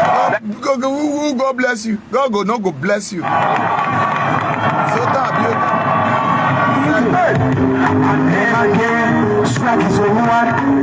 Mami daddy ẹja wọnú ọ̀rọ̀ tiwa lọ. Ṣé ti gbọ́ àbẹ́ ẹ gbọ́? Ẹ gbọ́ mi pé mi ìgbà kan bí. Ó ní sọ mò ń gbọ́, mú ní èmi ò gbọ́. Ṣé ìwọ gbọ́? Are you hearing him?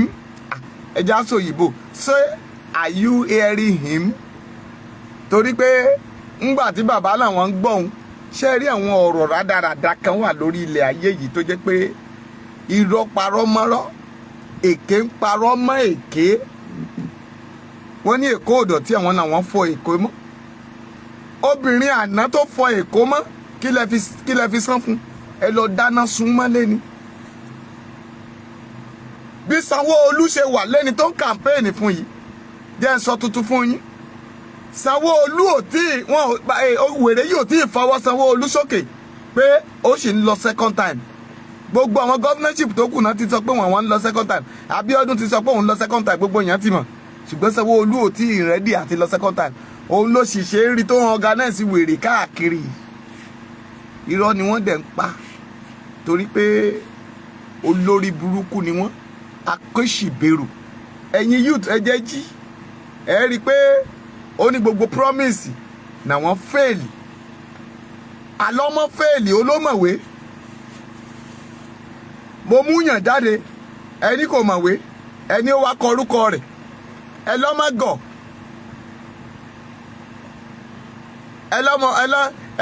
Ẹni ọmọ gọ̀, ẹni ó sì lè gbọ́n. Ẹ mọ̀ pé gbígbọ́n ni ó pa á.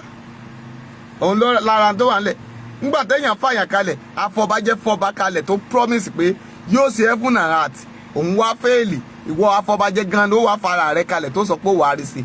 Sẹ́ẹ̀rí pé irọ́ ti ń parọ́ márọ́nù. Ibi tó yẹ kẹ́ ẹ ti lajú inú àti ojú inú nù pé irọ́ lọ̀gbẹ́ni ń pa ẹ̀yin wèrè. Wọ́n lọ kówó ṣe káàpù fìlà. Wọ́n ń pín fún gbogbo yín, ẹ̀yin ń de. But wọ́n lè gbé 50 million lọ fún àwọn opposition enemy wa. 50 million láti lọ ra nǹkan ìjà.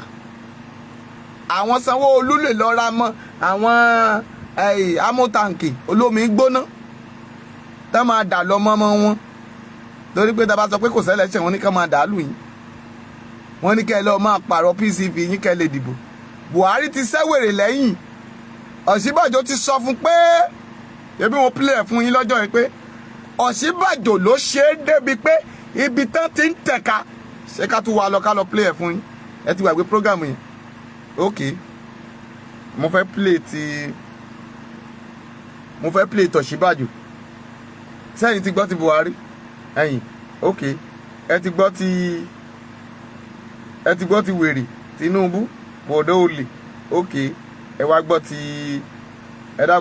ti Ọ̀ṣínbàjò. Nítawọn náà ní fún Nàìjíríà. Ẹ dákun. Mo wá fẹ́ kẹ́ ẹ máa yiri ẹ̀. A fi ń ṣe Gálílì ni o. Lórí irọ́. Àbí? Lórí irọ́ náà ni.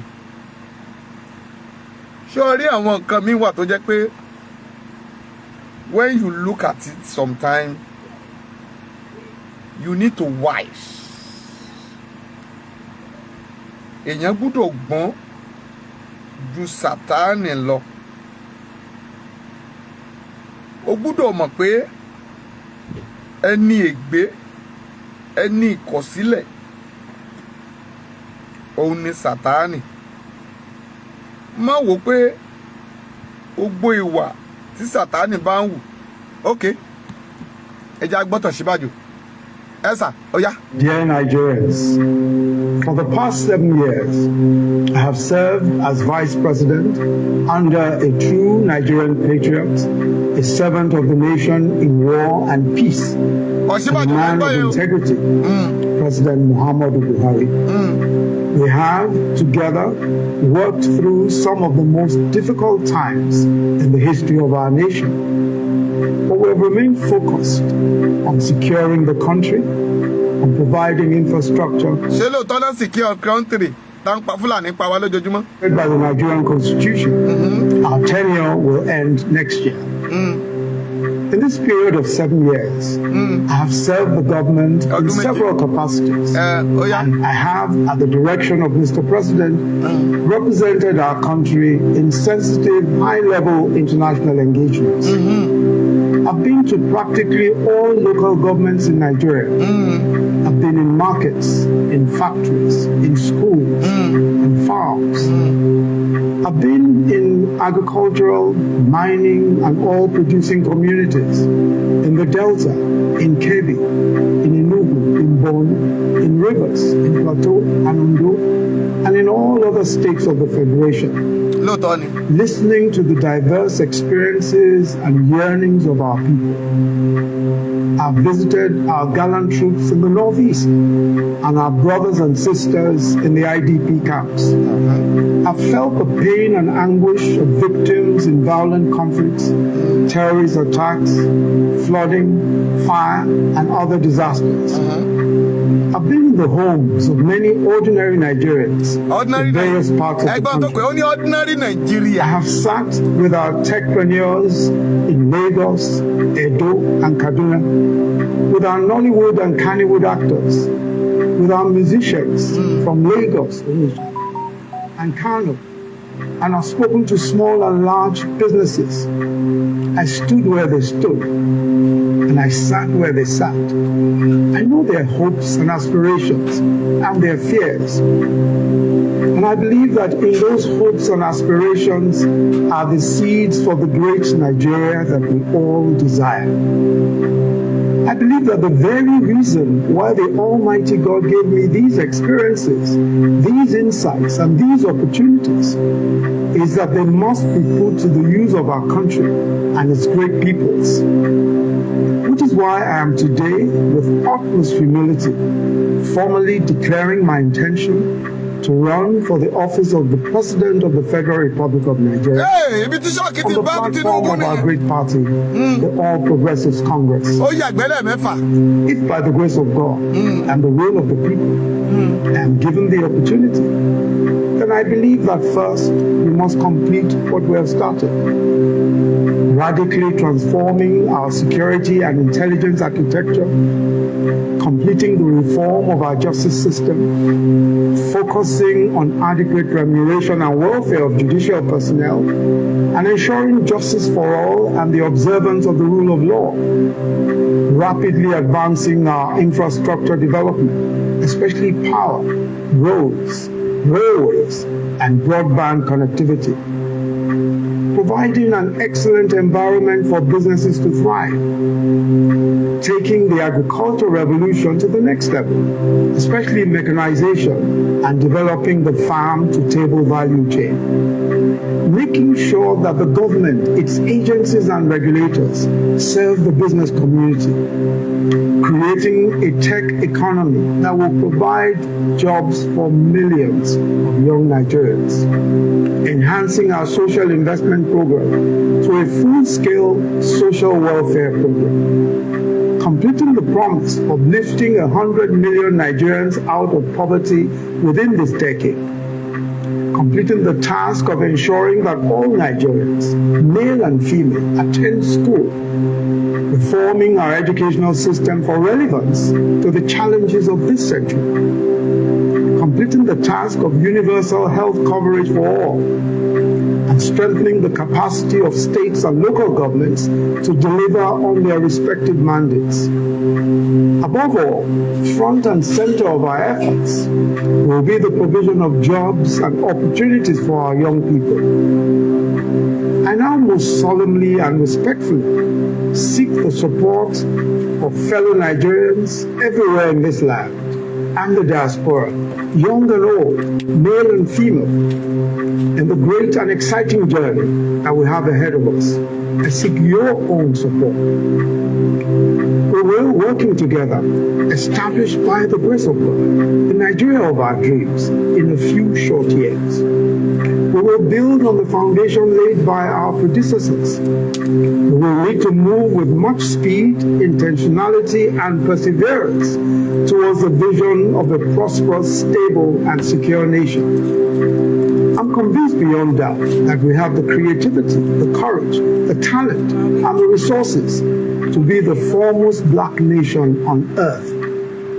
Let us now birth the expectations of greatness conceived generations before us. Let us build a Nigeria where the man from Nnewi sees the man in Guzo as his brother, where the woman in Warri sees the woman in Jalingo as her sister, where the love of our nation burns alike in the hearts of boys and girls from Boko to Yenagoa, where everywhere in this land is home for everyone, where our diversities, our tribes and faiths unite us rather than divide us. Let our tribes become one tribe, the Nigerian tribe, where all are treated fairly, justly, and with respect, where all are given equal access to the abundant opportunities that God has bestowed on this nation. It is time. God bless and keep our republic and her great people. God bless you. Hallelujah. Ọ̀rọ̀ lẹ́tú gbọ́ lẹ́nu rẹ̀ o.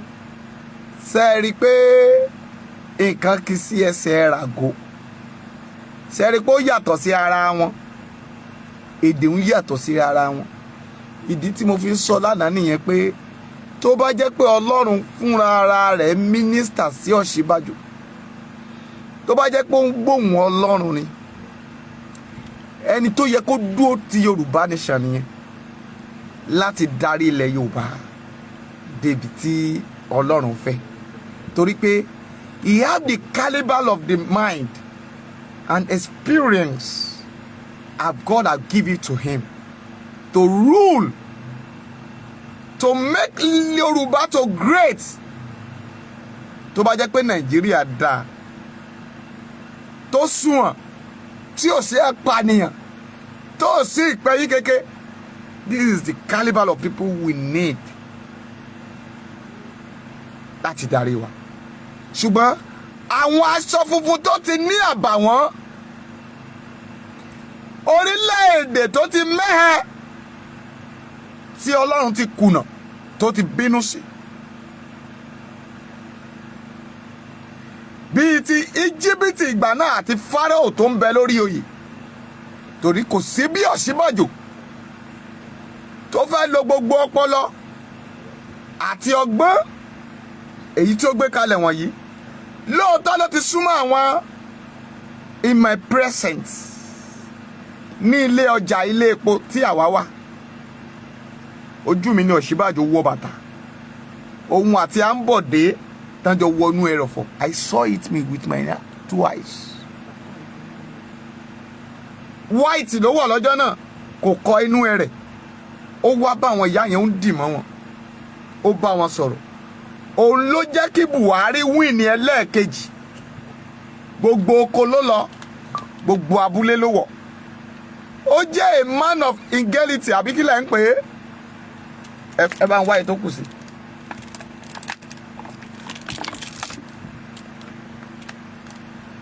Ó ní ọkàn láti bá mẹ̀kúnnù sọ̀rọ̀, ṣùgbọ́n o kò yẹ kó sọ pé òun fẹ́ rúùlù Nàìjíríà. Kò yẹ kí bàbá Adébóyè advice ẹ̀ pé kó rúùlù Nàìjíríà. Kò yẹ kí àwọn ìránṣẹ́ Ọlọ́run òótọ́ kan bá a sọ̀rọ̀ pé ó lè ṣàkóso orílẹ̀-èdè Nàìjíríà. Because mo wá mi ò rí, mo béèrè mi ò gbọ́ ohùn náà tó sọ fún pé òun ló lè tú ọkọ̀ ìlérí ilẹ̀ Nàìjíríà dé èbúté ayọ̀. He will always fail. Gbogbo ẹ̀bùn tó ní àti ọpọlọ tó ní ó máa kùnà ní ilẹ̀ Nàìjíríà. Ṣùgbọ́n tó bá jẹ́ pé Ọ̀ṣínbàjò lè ṣetán láti tẹ̀lé ilẹ̀ Yorùbá, to resign lórí ilẹ̀ location 419, he will be greated man láti lè túkọ̀ ilẹ̀ Yorùbá. Èmi ọmọ ọba Abíọ́dún máa fọwọ́ sọ̀yà pé let's use this man for a president for Yoruba nation to come and rule us. Ó dẹ̀ máa kó wa dé ilẹ̀ lérí because ó ní ọpọlọ, ó ní ẹ̀bùn, is educated man tó bá wo fídíò tó ti sọ̀rọ̀ yẹn ó sọ̀rọ̀ bí President Obama l'Amẹ́ríkà. She have a caliber and a power. Ó ní ẹ̀bùn Ọlọ́run láti gbé ìgbésẹ̀ ìrìn àjò náà. I'm no campaign for him, but mo ń sọ tí mo rí nípa ẹ̀bùn tí Ọlọ́run fún. Mo ń sọ agbára tí Ọlọ́run fún. Ṣùgbọ́n tí olórí ẹni tí Ọlọ́run bá yàn tó bá wà ní ilẹ̀ òkùnkùn, òkùnkùn la máa pè ó. We call him òkùnkùn. Òkùnkùn ò lórúkọ méjì, but ó yẹ kó wá ẹ̀mí mímọ́ ara rẹ̀ rí. Ó yẹ kí ìyàwó rẹ̀ wá pé ẹ sà lóòótọ́ lẹ ti ṣe ìjọba Nàìjíríà, but ẹ kùnà. What next? To join your people, to face ìran bàbá mi Awólọ́wọ̀, ìpìlẹ̀ tó fi lélẹ̀, láti sọpọ́tì bàbá mi Awólọ́wọ̀, láti lè gbá ilẹ̀ Yorùbá nation fún wa. Dádì, tó o bá ṣe èyí, ọ̀run á dárí àṣìṣe rẹ jì ọ́, wàá sì yẹ. Lóòótọ́, let me tell you today, did you hear the last statement he said? Let's God bless our nation. He didn't mention Nigeria. Buhari Atiku abikile pe Ọ̀ṣínbàjò mention Nigeria. Let's God bless our nation. But me, I don't want to say anything pertaining that. Because of the people that want to kill him. The people who are look at him. Torí àwọn Buhari àti àwọn location 419 àti àwọn Fúlàní mọ̀ pé ó lè jẹ́ Mósè wa nígbà ìkẹyìn láti rule Yoruba nation. They know, this man know. Ó mọ àpàdé àti àlùdé wọn. That is why tán fi ń wá 100% láti gbé ìjọba fún, láti conquer yẹn, láti lè rí mú. I'm telling you the facts. Wọ́n mọ̀ pé kọ́kọ́rọ́ ilẹ̀ Yorùbá ó ń bẹ nítòsí ọwọ́ rẹ̀ láti ṣí fún wa. Tí Ọ̀ṣínbàjò bá mú pẹ́ẹ́nì ẹ̀ tó bá kọ ìwé sí UN pertaining Yoruba nation,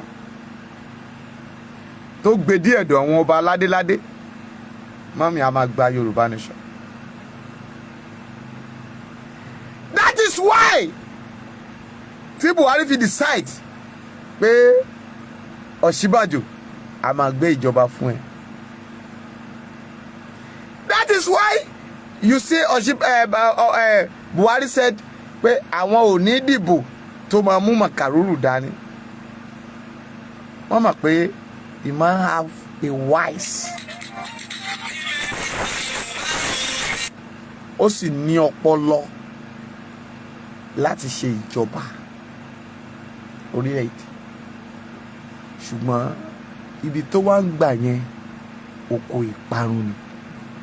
Mo bọ̀. Oko kí mo pè o, oko ìparun ló ń tọ̀. But lórúkọ Jésù, èmi gbàdúrà o pé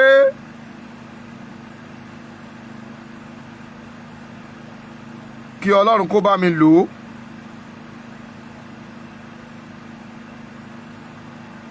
láti lè jẹ́ pé kó yí lọ́kàn padà.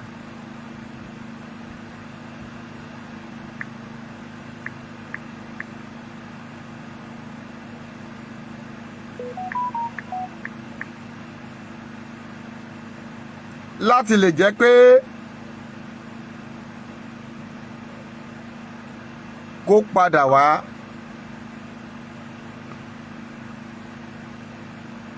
láti wá tukọ̀ ilẹ̀ Yorùbá nation. Ayé sì ń bẹ nílé lọ́dọ̀ àgùntàn. Ayé ń bẹ fún tó bá padà wá but mo mọ̀ pé bí Olúwa ti ń bẹ tí ẹ̀mí rẹ̀ wà láàyè láìpẹ́ ọjọ́ ó ṣeé ṣe kí Ọlọ́run kó lo vice president àkókò yìí gẹ́gẹ́ bí ajàjàgbara fún ilẹ̀ Yorùbá nation, torí pé lẹ́ni ó sì ń jẹ ètò dùn ṣùgbọ́n lọ́la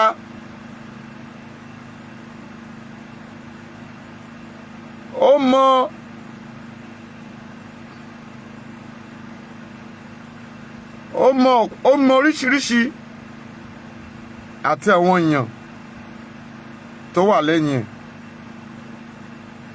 tání kó máa rìn ṣò. Ó sì mọ irú ìwà tí àwọn Bọ̀dá Tinubu àti àwọn tó kù rẹ̀ tí wọ́n ń lò, ṣùgbọ́n mo gbàgbọ́ nínú Ọlọ́run, mo gbàgbọ́ nínú Elédùmarè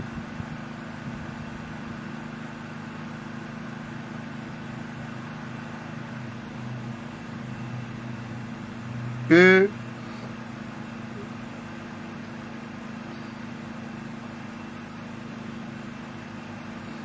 àsìkò kan náà ń bọ̀ tí a ó jọ ní exchange of word lórí tí à ń sọ yìí.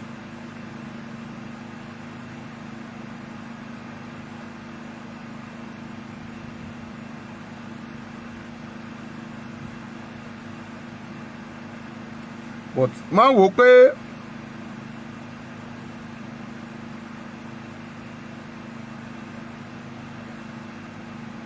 gbogbo ohun tí ó ń ṣẹlẹ̀ lákòókò yìí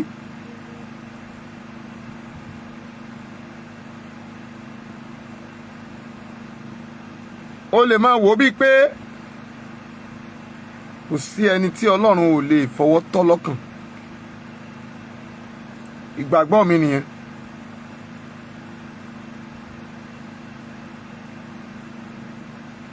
But lórúkọ Jésù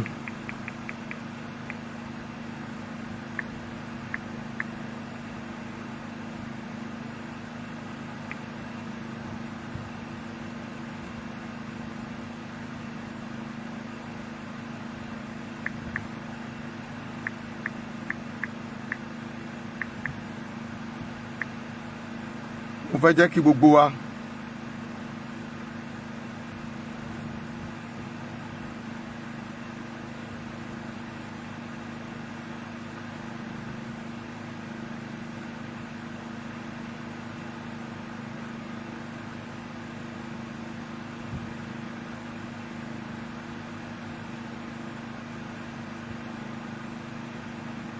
bí ènìyàn bá sọ gbogbo nǹkan láyé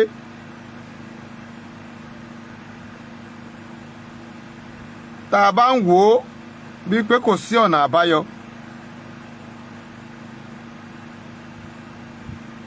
ṣùgbọ́n Ọlọ́run ló ní lọ́wọ́. Bàbá kan ń bẹ ayọ̀ kí mo fẹ́ sọ bàbá yìí. Hallelujah. But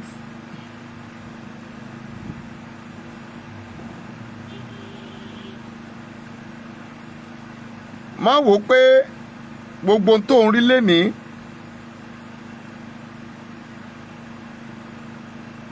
pé ó jẹ́ ohun tuntun.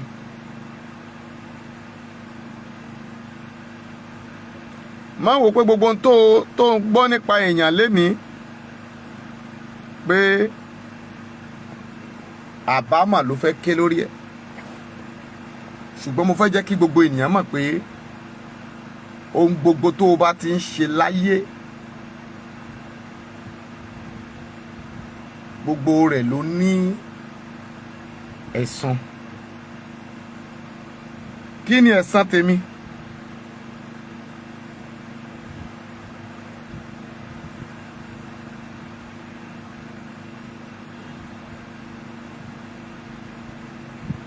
Ṣé Ọ̀ṣínbàjò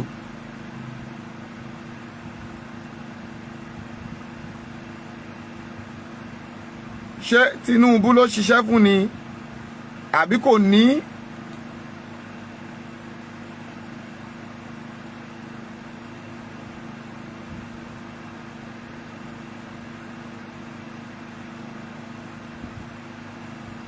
Àbí kò ní èrè tó ṣe fún orílẹ̀-èdè yìí?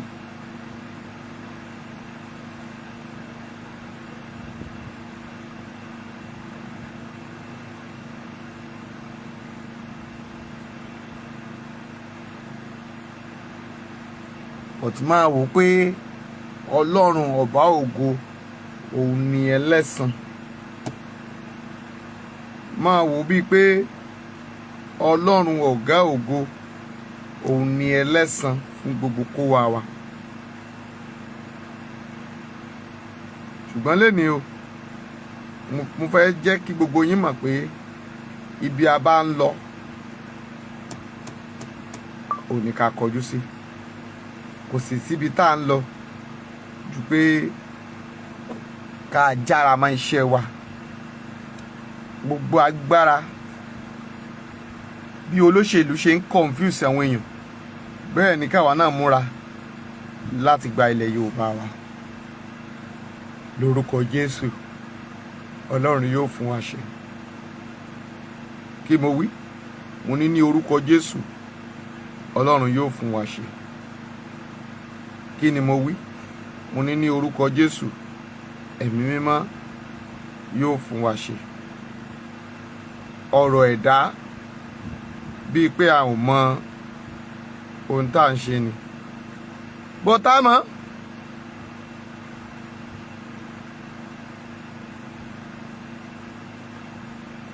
Àmọ́ o, tọ́ba láàmọ́, I deceive you. A mọ tá à ń ṣe 100%. But ṣé gbogbo tó mọ̀ ń pa yẹn tó ń sọ lé nìyẹn ǹjẹ́ òun mú lò? Àìmọye ẹni tí ó ṣe bí Ọ̀ṣínbàjò.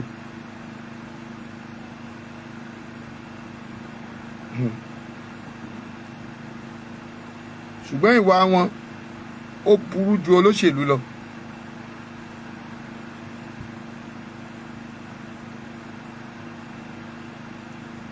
Ó burú ju ìka èèyàn lọ. Torí pé a fẹ́ dogun, a fẹ́ dọ́gbọ̀n, a fẹ́ dìkòkò bàbá aṣáṣùn.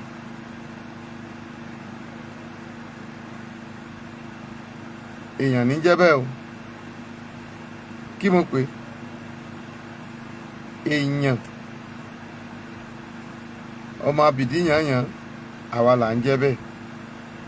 But lórúkọ Jésù, a ó borí ogun. Kí ló wí? Ó dáhùn. Mo láà máa jọ borí ogun torí pé ohun tó mo mọ̀ tó dá mi lójú ni pé kò sí nǹkan kan láyé yìí ọjọ́ kan àjọ máa fi ilé ayé yìí sílẹ̀. Ó fẹ́ o, ó kọ̀ o, wàá pàdánù ayé yìí. Gbogbo ohun tó a bá dẹ̀ ṣe láyé, gbogbo rẹ̀ ló lẹ́san. Èyí tí Tinubu ń ṣe lọ́wọ́lọ́wọ́, a ò ní gbàgbé ẹ̀. Ṣùgbọ́n ìwọ tó ń parọ́, tó ń jalè, tó bá dọjọ́ kan, a máa kí ẹ pé káàbọ̀ ọmọ ọ̀dọ̀ rere. Ṣùgbọ́n máa rántí pé lọ́jọ́ yẹn ṣá máa kí èmi ọmọ ọba pé káàbọ̀. That is first question. Ṣàmà kíwọ náà pé kú oríire.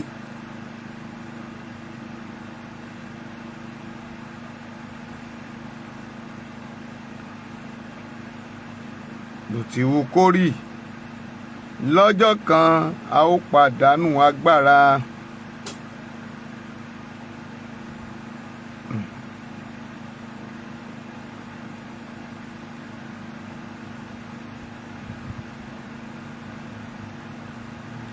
Torí pé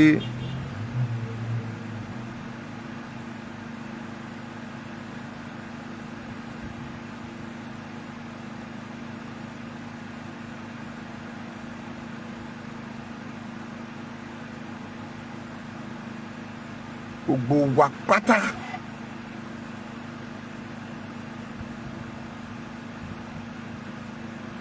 láti mọ̀ pé ibi báyìí ni mo fẹ́ gbà. Tá a bá sì béèrè lọ́wọ́ Ọ̀ṣínbàjò pé pásítọ̀ ṣé pásítọ̀ ni yín?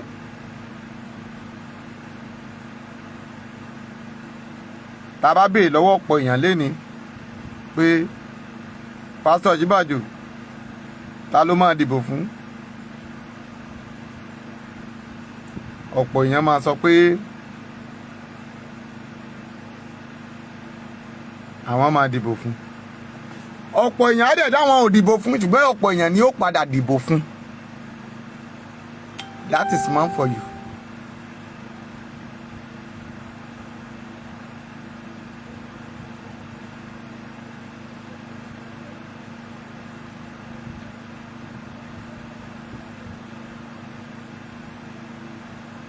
But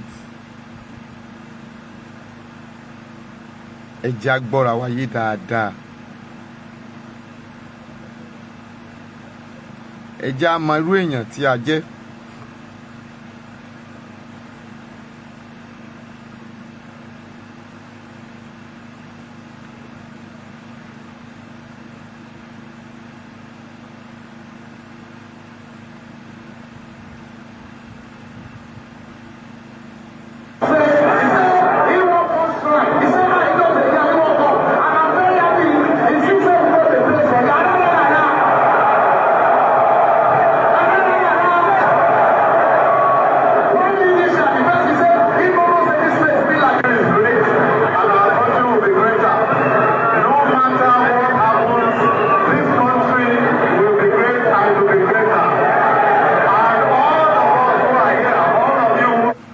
Tó mú mi sọ̀rọ̀ yẹn lẹ́ẹ̀kan mo ti ń padà bọ̀ mẹ́ o.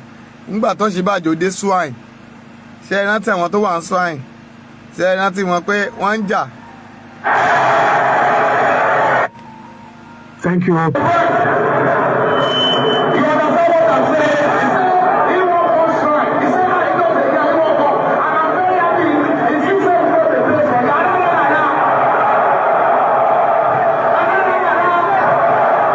Fẹ́mi Kútì ló sọ̀rọ̀.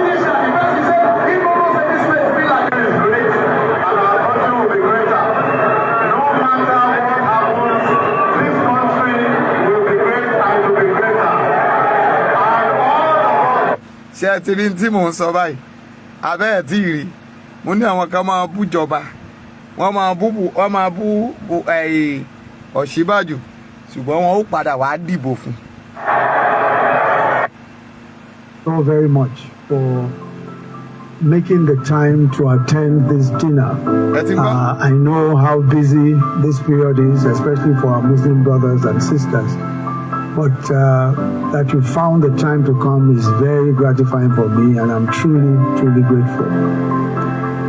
I am sure that most of us know that I formally declared my intention to run for the presidency of our nation on Monday. The truth of the matter is that àwọn chọ́ọ̀ṣì kan àwọn àgbà Yorùbá nation ni o, àwọn àgbà Yorùbá nation ni o, àwọn náà tún nìyẹn o. A little more opening up and allowing everybody to come into government, a cooperation from the House, like from the House, from the Senate, we will put this country where it ought to be. I have no doubt in my mind about it. And we're at the point where inú ṣọ́ọ̀ṣì àwọn kan náà ti sọ yẹn o mi ní fẹ́ mi ti bẹ̀rù kọ ṣọ́ọ̀ṣì yẹn síta mami evidence wà lẹ̀. Everybody can aspire and should aspire. That is fair. There's no question at all. But my own aspiration, I want to say so again with utmost humility, is to be able to serve. Àjọ wà ń bẹ̀ ni o mo fojú mi rí ni o mo tún máa play mi. And became the vice president of Nigeria twice. Okay. Yemi Oshibajo has loyalty to one and one thing only, the Constitution of the Federal Republic of Nigeria. And let's talk about this betrayal thing first before I go into your main core, your question. The President. Ẹ má ti pè wá ẹ dákun ẹ má pè báyìí. At the age of 23. Oh yeah. And I started teaching law at the age of 23. I became a professor, entered the professorial cadre at 33. I did not use a brand new car till 1998. I am no brand new car. Where would I even find them? All the way to Tokumbo. Is this Tokumbo? But mo fẹ́ kó gbọ́ dáadáa o. Oh, God preserved me. God saved me. He preserved me. He preserved me that I did not go and put my hands into things that I should not have put my hands in. Today, in 1 year, I get 3 gifts of brand new cars. 3 gifts in 1 year. 3 gifts. Brand new cars in 1 single year. Sometimes I will say, thank you. The president in Bingba now. Let me tell you what. I want you to say to your neighbor, Farabale. That means calm down. Calm down. The best wine is still coming. Calm down. Farabale. Farabale. Calm down. Calm down. Because people have lost, some people, when they look around, look like, how come? How come I don't have this? How come I don't have that? I'm praying, I'm fasting. I even did the 100-day fast. No answer. The answer is coming. Farabale. Calm down. Calm down. Some people need to wait for their husbands. Play me when I now most solemnly and respectfully. Play. Oh yeah, boy.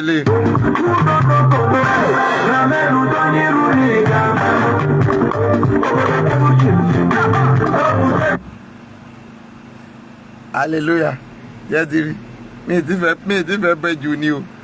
Ẹ rí àwọn kọ́kọ́ mi wà mo ti sọ fún ẹ mo ní ọ̀pọ̀ ènìyàn máa wà tó jẹ́ pé ẹ̀ ń sọ̀rọ̀ Ọ̀ṣínbàjò lénìí ṣùgbọ́n inú yín ń dùn ẹ̀ ń bu olórí burúkú ni wèrè ni dídìrín ni ẹ̀ tún padà wá lọ dìbò fún lọ́la.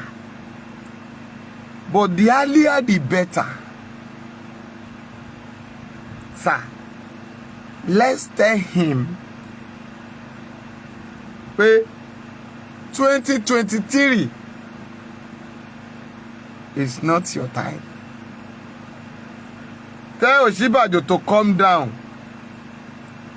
to come and join Yoruba Nation. Ẹ jẹ́ advice ẹ. Ó lè má yé. Esa, ó lè má yé Ọ̀ṣínbàjò. Mami, ó lè má yé Ọ̀ṣínbàjò to become a Yoruba Nation leader. But when it is time to come over there. Mi ìgbàgbé ọ̀rọ̀ Tinubu, mo fẹ́ yànnà ní àwọn ọ̀rọ̀ kan ṣùgbọ́n àkókò ti lọ. Mo ń padà bọ̀ lọ́la lórúkọ Jésù. A ó jọ rí àánú gbà. Ọlọ́run májẹ̀mú yóò jọ wà pẹ̀lú wa. Ògo Ọlọ́run yóò jọ wà pẹ̀lú wa. A ò ní sọnù. Ìlérí Ọlọ́run yóò ṣẹ nínú ayé wa. Ìbùkún agbára àjíǹde yóò wà pẹ̀lú wa.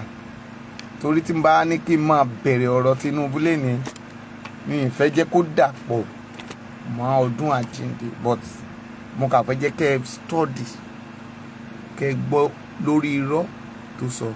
Ṣùgbọ́n tá a nílò ni pé ní ìparí ọ̀rọ̀ mi tí mo kọ statement mi ni pé we need Yoruba nation.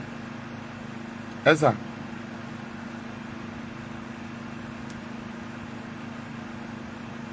we need Yoruba nation. Tí n bá ní kí n máa play àwọn evidence tó wà lọ́wọ́ mi pertaining Tinubu and Ọ̀ṣínbàjò, but ẹ má bọ́rì, mo máa gbé wá fully, màá máa play ẹ̀ sí ara wọn. Ẹ wá rí pé ìdí tí Ọ̀ṣínbàjò ṣe yẹ kó wà nínú Yorùbá nation àti ìdí tí Tinubu tó yẹ kó kú kó má sí lórí ilẹ̀ alààyè mọ́. Ẹ máa gbọ́, yóò dára fún yín, ẹ rí àánú gbà, ògo Ọlọ́run yóò wà pẹ̀lú yín. I love you all. Màmá kò fúró ọlá, ẹ rí ìbùkún wà gbà o, Ọlọ́run kó wà pẹ̀lú yín o. God bless you. Orúkọ mi ò yí padà, Wòlíì Ọmọọba Abíọ́dún. It is well with you. Yoruba nation now. Pè mí sórí nọ́mbà yìí 08057455803. God bless you. See you tomorrow. Have a nice day. Happy Easter Monday to you.